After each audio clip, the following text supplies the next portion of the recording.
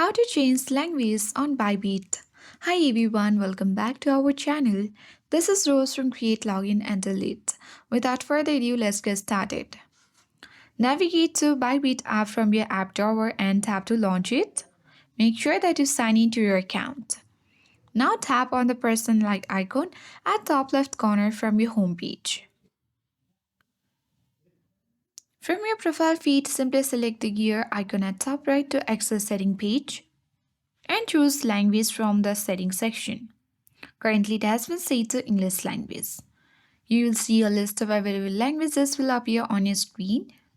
Choose the language you want and the app will immediately update to display in your selected language.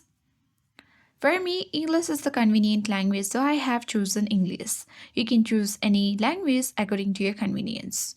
And that's it. You have successfully changed the language settings on your Bybit app. If you found this video helpful, don't forget to like, share and subscribe. Thank you for watching and I'll see you in the next video.